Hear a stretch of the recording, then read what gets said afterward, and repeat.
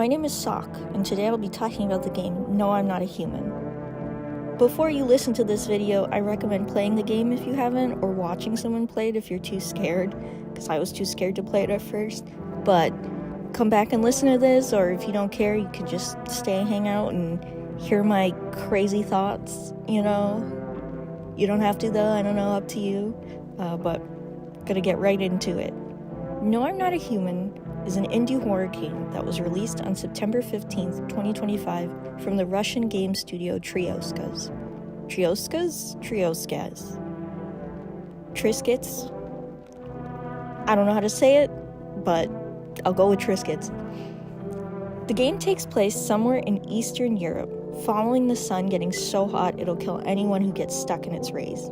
Along with the scorching sun, there are these things known as visitors, rising up from the underground. Although later in the game, it seems that some visitors are infected humans who may not even realize they're visitors. You play as an unnamed man who lives alone in a house in the outskirts outside the city. The only people near you are your neighbor and his wife and daughter. Your neighbor is very kind.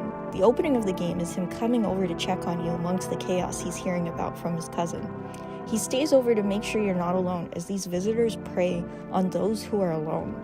He lets you know that you have to welcome people as guests into your home, otherwise the visitors may kill you. He even gives you some beer, which can be used to make friends with guests that come by, or to help you sleep if you have too much energy. You have a set amount of energy each day to inspect guests to check if they're visitors using signs you learn about from the television. These can range from perfect teeth, dirty fingernails, red eyes, or hairless armpits, and so on.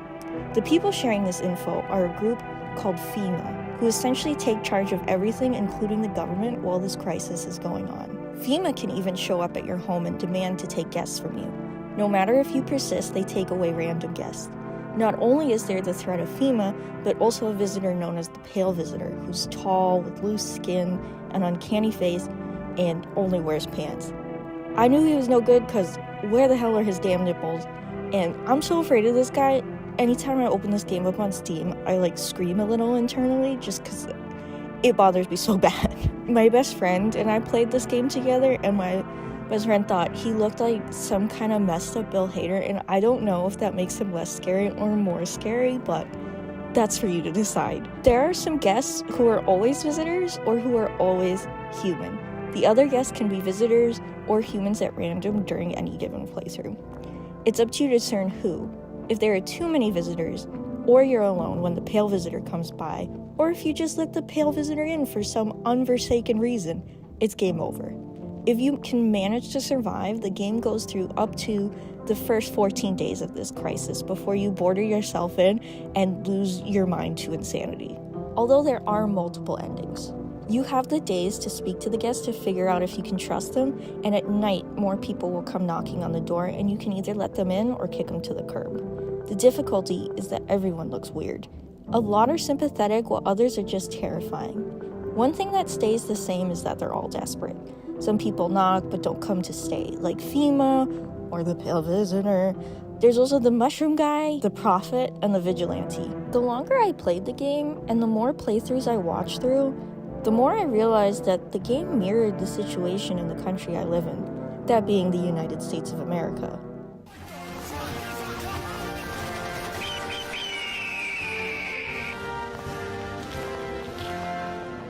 It's no secret that America is currently being run by some interesting characters that may or may not be human by the looks of it. Just like the rest of the world though, we're all dealing with global warming taking effect, and it's only going to get worse from here by the looks of it. Certainly with those that are currently in charge, it probably will not get better. So, sun on fire, global warming, kind of the same thing. Everything's getting hot, everything's getting not good. But something particularly special about the United States right now that I see is that the US is running rampant with this paranoia of unwanted visitors coming into the country. Of course, not everyone believes that, but a questionable amount of people subscribe to this idea that the government is using to skew their emotions. FEMA heavily mirrors ICE. Masked individuals who have no proof of identification or warrant can just come and take people for reasons. Along with that, they don't inform anyone where these people are going or what these tests are. ICE is just pulling people off the street without warrants, sending them to God knows where. When family, friends, or even lawyers try to find out where these people are being taken, they're left without answers. In the game, FEMA is torturing people in storage crates. In the United States, ICE is torturing people in unlabeled buildings, basements, and concentration camps. I've even visited an ICE facility in my state just to see for myself. It was an unlabeled building that looked like a normal office building behind a mall. You wouldn't know what it was if it wasn't for people bringing awareness to it. ICE acts with no checks and balances, only answering to Trump, but not the law.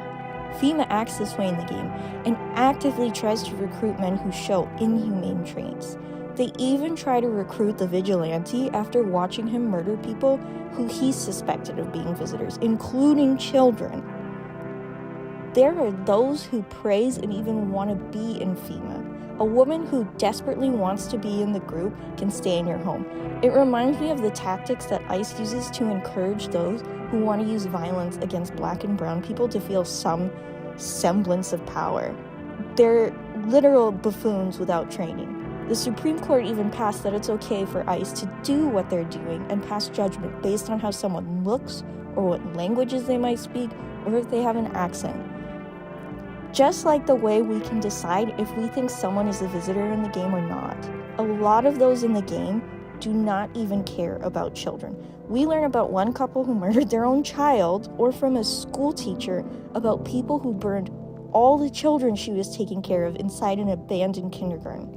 ICE and those who support ICE do similar things, sending children off to either be separated from their parents or to be sent to concentration camps themselves. FEMA encourages people to send those they suspect of being visitors to them, and you can give those you dislike a slip, even if they're definitely human. ICE does the same thing, trying to get those to turn on their neighbors. FEMA and ICE are one and the same, terrorizing the innocent without any science to back them up. They actually go out of their way to destroy science. If you encounter the researcher as a guest, you can learn that what's making visitors is actually a parasite that can be diagnosed with leaking ears. But even then, there are people that can have leaking ears but be human, like the teacher. But FEMA had his research destroyed. This very much mirrors the Trump administration's disregard to research and scientific data. I think most of us saw the Tylenol incident. I guess it causes autism, guys. Not to mention the disregard to the science behind vaccines or even abortion as healthcare. The Trump administration actively cuts funding to scientific research and makes sure to fire anyone who gives them numbers they don't like for any research, not even just scientific. Yet the paranoia in this country is so strong there are idiots who buy these lies, just like the vigilante in the game. The vigilante in the game only listens to the TV, just like some people. Some Trump supporters think of taking justice into their own hands. January 6th? Sure. They don't have a necklace of fingers like the vigilante, but they did want to give Mike Pence a special kind of necklace, if you know what I'm talking about. And going on with listening to only the TV, anytime there's a mass shooting or catastrophe, a lot of legacy media tries to blame it on radical leftists or Antifa. They remove the facts and feed into the insanity. It wasn't even that long ago Charlie Kirk was assassinated, and the first thing to come out of it was that it was a radical leftist. It's gotten awfully quiet now that it can't be pushed one way or the other. The culprit just didn't have the look they wanted. This mirrors how FEMA tried to put blame for an attack they had on cultists and extremists, when in reality it was something inhuman eating corpses. But one wouldn't know that in the game if you only watch the TV. You have to listen to the radio, and if you encounter the eyeless guest, he'll hint at this inhuman creature. This mirrors all the podcasts we have to go to for alternative news. Legacy media does not show the ICE kidnappings taking place.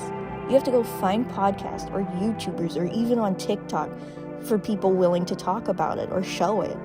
All of this going on is enough to make anyone afraid to go outside, just like in the game. It makes one want to isolate. It makes one skeptical of their neighbors. I even find myself looking at those around me, wondering if they hold my beliefs or beliefs of the others. The mentality in the United States is very much us versus them, like in the game. I didn't even mention the cultists. The obsession with death makes me think of Rapture Talk, and those who believe that the Rapture was coming, like a little over a week after this game's release, funnily enough, they were so certain, just like the cultists. All these parallels were so striking to me. This is when it brought me to the Pale Visitor and death. What do these two represent? We have to invite the Pale Visitor in, although we can see him kill outside our window. I believe he's paranoia itself. We have to let him into our home or be completely alone for him to kill us. If we completely isolate, the paranoia in the United States will kill us. And in terms of death, that gets a little more heady. If you follow the prophet and go to death, you're almost brought to the protagonist idea of heaven being completely alone. I think one thing that came to mind is that the character we play is a white straight man. I mean, we see his reflection in the mirror, he's white. At times, he can even show the same signs only visitors supposedly have. We know this character's straight though, because the only person he can let into his room is the strange woman who he sleeps with, and there's like hints of him having an ex-wife. He's the type of person that ICE isn't trying to scoop up off the street, and those who aren't being targeted by ICE could easily ignore what they are seeing and go to a peaceful place away from all this fear and death around them. But to do that, he'd be alone. At that point, the only people left in this country would be straight white men, no one else. You can only get this ending by listening to the prophet, which, strangely, he looks a lot like Stephen Miller. That's nothing against the prophet, I don't think he's a bad character, but it is interesting that he looks like Stephen Miller. So, if white guys only listen to the fascists, they'll only be left alone with people who look like themselves. Which I guess that's what they want, but you will literally lose your humanity doing that. It's not a good thing, I think we all know that. And to buy into the hatred, you literally lose just any aspect or semblance of humanity. And the world tries to scare anyone who wants to help anyone who isn't a straight white man. Whether it's your neighbor's house getting burned down, getting shot by a vigilante, or even a kindergarten being burned down. If you live in the United States, or even anywhere else, I urge you to choose kindness, even if it might threaten your own survival, because what's living if you're not even human? The beauty of life is our differences and the humanity we share. What makes us wonderful is our ability to love and be kind to those around us. So if you lose that, what's the point of even being here? In the game, is that really survival, being trapped in this house with all these strangers, being alone and just being miserable and in constant fear? That's not living. And I really have hope that the country can get better, even if the endings of the game are super bleak. So that's a weird late night thought I had after playing the game for way too many hours, and I was like, whoa, that's a really creepy mirror. You don't have to agree with every point I make, it was just something interesting that came across my mind, certainly with all these video essays I've been seeing about the game, and people talking about lookism and paranoia, and you know, I'm not the first to make the comparison of FEMA and ICE, but I really wanted to dig a little bit deeper than what I was seeing. So I'd love to hear your thoughts in the comments and any other ideas you guys have. You can also tell me I'm crazy. I get that. It's also just a game. But we all know life imitates art, art imitates life. Creepy parallels. And please remember to stay safe. And yeah, I'll see you in the next one. Bye-bye.